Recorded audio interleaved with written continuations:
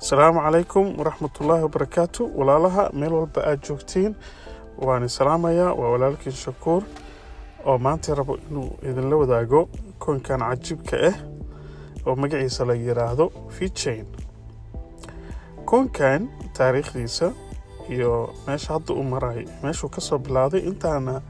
galin waxaan rabaa in aan marka hore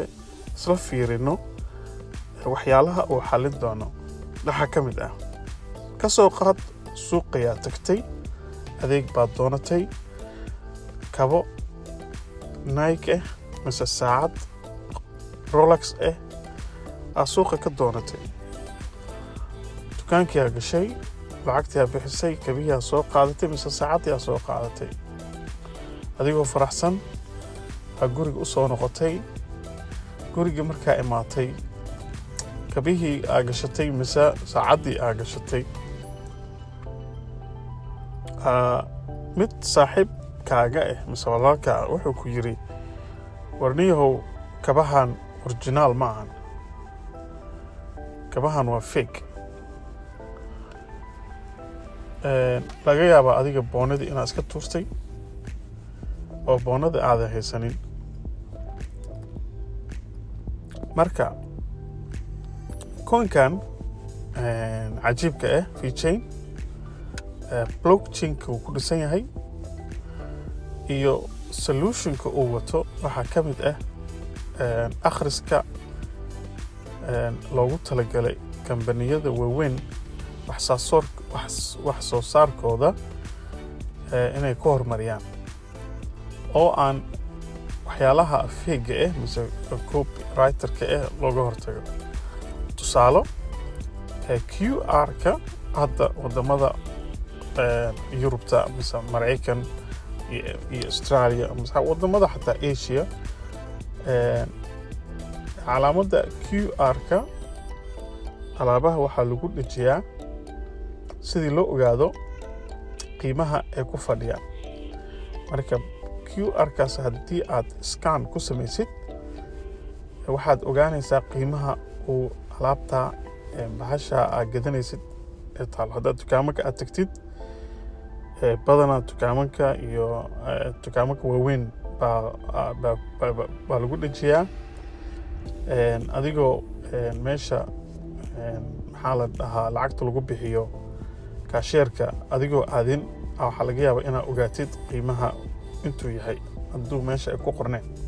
bahalkaas le QR-kaas scan ku samaynaysaa kabacdi waxaa la dhahaa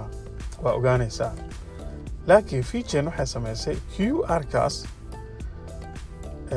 kaliya inaad lacag marka haddaa iskan garaysid kaliya lacag kama arkaysid waxaad arkaysaa alaabta adiga aad gadanaysid kabo saacad dhar waxa ahaatoba all data informationka ku saabsan alaabtan meesha laga keenay wadankii lagu sameeyey maxaa la dhahaa markii la soo diray markabka ee soo raacday wadanka aad joogtid waqtiga imaatay waxyaalaha laga sameeyey waxaasoo dhan informationkaasoo dhan aa ku qoran. marka shirkadan mise blockchain-kan Vechain waxa waaye mustaqbalkiisa aad iyo aad buu u fiican yahay. haddii la dhaho 5 sano soo socoto shirkado waaweyn baa haddartaan waxay ka mid yihiin partnership waxay ay partner la noqdeen company-gan Vechain siday u horumariyaan barnaamijkan ayna u noqdaan dadka ugu horeeyay oo ka qayb galo teknolojiyadan cusub oo loogu talagalay waxaa la dhahaa horumarinta bidaacaha kaliya kuma eko horumarinta bidaacaha waxyaalo badan oo barnaamijkan oo Vechain uu qabanayo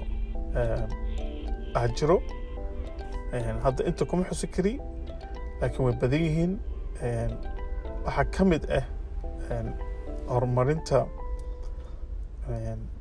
tusaalo gawaarida electriga shirkado hadda waxaa jiro oo Chinese sida Tesla camal China soo bixinayso marka shirkadahaas waxay ka caawinaysaa horumarinta gawaarideeda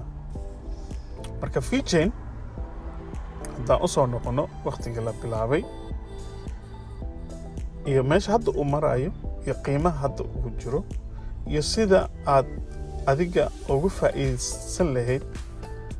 maxaa la dhahaa ii sheeg qiimahan jaban oo haddaad share ka gadatid mise coin ka gadatid 5 sano ka bacdi baashaan hadday qaraxdo oo shirkadaha dhan ay isticmaalaan maxaa la dhahaa maalgeeyaasha caalamkana ay maalgashtaan haddana way ku socotaa si xawli ugu socotaa haddaad social media gashid waxa waaye wuxuu ka mid yahay coinyada ugu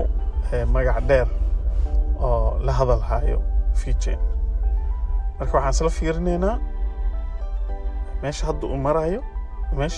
meesha ka soo bilaabay dhowr sano ka hor meesha hadda uu marayo 2021 iyo meesha la rajaynayo inuu aado marka waxaan fiirinaynaa yahoo.com iyo Binance aan fiirinaynaa iyo sidii loo gadan karo xataa sida u gadan kartid iyo meelaha ka gadan kartid aan isla fiirinaynaa meeshuu joogay sida u jeedaan 1 cent uu ka sii hooseeyay marna 1 cent u imaanaya sanadahan dhan uu jiifay oo hoos u soo dhacay ka bacdi haddana markay 2020 Yuli sanadkii hore oo 2 cent meelahaas u soo kacay haddana waa noqday laakiin sanadka quruxda badan wuxuu ahaa 2021 wuxuu aaday haygii ugu koreeyay oo waa 25 cent ka bacdi uu soo dhacay wuxuu imaaday 12 cent marka soo jeedaan uu tijaabiyo 25 cent koowaad uu imaaday marka waxaa laga yaabaa sanadaha soo socda 5 sano soo socda kale inay maxaa la dhahaa sicir mise qiimo aan laga maleynaynin inuu gaaro insha Allah okay haddaan fiirino Binance haddaan fiirino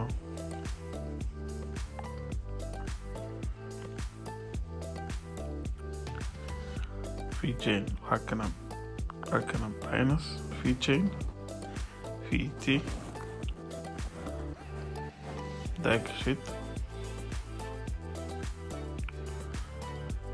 xukutusaya sanad taariikhda xukutusaya sanad kaliya Vechain maxaa la dhahaa Binance marka 25 cent ugu korayso sanad gudihiisana waxa waaye wuxuu gaaray ever 8 hal cent xataa uu ka hooseeyay sanad gudihiisa marka asxaabta rabto inay gadato Binance waa laga heli karaa oo ku jira Binance meelaha kale laga heli karo waxaa ka mid ah aan fiirino coin kagu Vechain ay qoran yahay exchange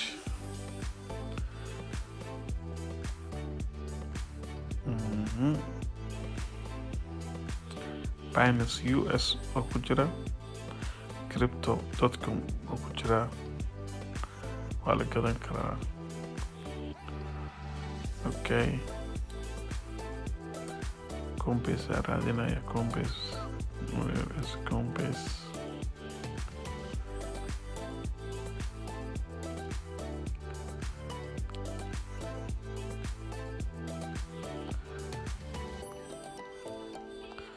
website-ka exchange-gan Wizard X waa exchange India laga leeyahay. Okay, Coinbase ma jeedi Coinbase abayaabana Coinbase coinkan soo ku jirin. Okay, hadda ka tagno Vechain more information website-kiisa haddaan galno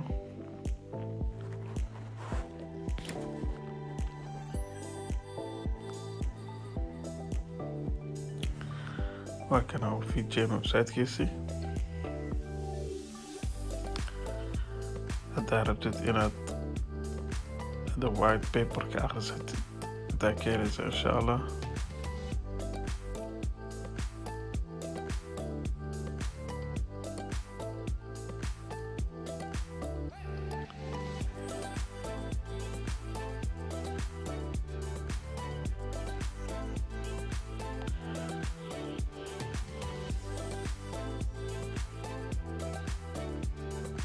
raggaan waa tiimkii ka dambeeyo Vechain.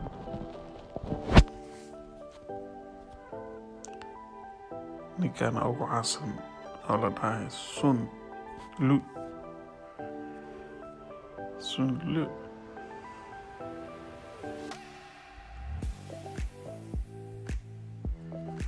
wax kala galaba. marka asxaabta intaana ugu soo haraya insha Allah. wixii su'aal ah waa ila soo xorsiin kartiin insha Allah. ka faa'iideysta market cap-kiisana waa kana information ku saabsan market cap-ka iyo high iyo low-giisii 24 saacadood la soo dhaafay. marka aad baan salaamay insha Allah. Vechain laga faa'iideysto. Vechain portfolio-daada ayuu ka maqnaanay insha Allah. وأنا السلام عليكم ورحمة الله وبركاته. next video إن شاء الله. باي باي.